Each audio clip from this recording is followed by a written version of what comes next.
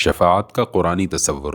سوال: کسی مولوی صاحب نے ایک اشتہار شائع کیا ہے جس میں آپ پر معتزلی اور خارجی ہونے کا فتویٰ لگایا ہے۔ بنائے فتویٰ یہ ہے کہ آپ نبی کریم صلی اللہ علیہ وسلم کی طرف سے قیامت کے روز امت کے بارے میں شفاعت کے منکر ہیں۔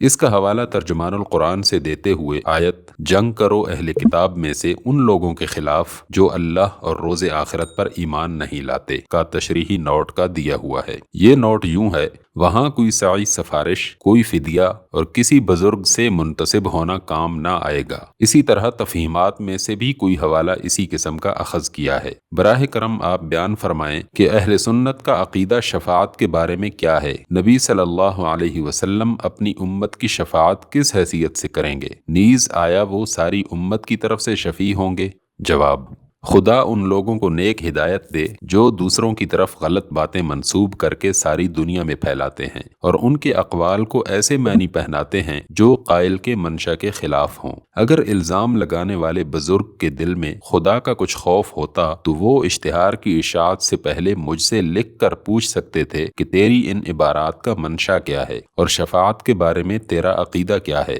میری جن عبارتوں کا انہوں نے حوالہ دیا ہے ان میں سے ایک یہود و نصارہ کے غلط عقیدہ شفاعت کی تردید میں ہے، اور اس کا اصل مقصد یہ بتانا ہے کہ اس غلط عقیدے کی وجہ سے کس طرح اہل کتاب کا ایمان بالیوم الآخر باطل ہو گیا ہے، جس کی بنا پر قرآن مجید میں ان پر یہ الزام لگایا گیا ہے کہ وہ یوم آخرت پر ایمان نہیں رکھتے۔ دوسری عبارت میں ان تعلیمات کا خلاصہ بیان کیا گیا ہے جو نبی صلی اللہ علیہ وسلم نے اپنی دعوت رسالت کے آغاز میں مشرکین مکہ کو خطاب کر کے ارشاد فرمائی تھی۔ دونوں میں سے کسی مقام پر بھی اسلام کی عقیدہ شفاعت کو بیان کرنے کا موقع نہ تھا۔ آخر کافروں اور مشرکوں کے سلسلے میں اس شفاعت کا ذکر کیوں کیا جاتا جس کے مستحق صرف اہل ایمان ہیں؟ کافروں اور مشرکوں کے معاملے میں جو کچھ میں نے لکھا ہے وہ وہی کچھ ہے جو قرآن مجید میں ارشاد ہوا ہے۔ ترجمہ: اور ڈرو اس دن سے جب کوئی کسی کے ذرا کام نہ آئے گا، نہ کسی سے فدیہ قبول کیا جائے گا، نہ کوئی سفارش ہی آدمی کو فائدہ دے گی، اور نہ مجرموں کو کہیں سے کوئی مدد پہنچ سکے گی۔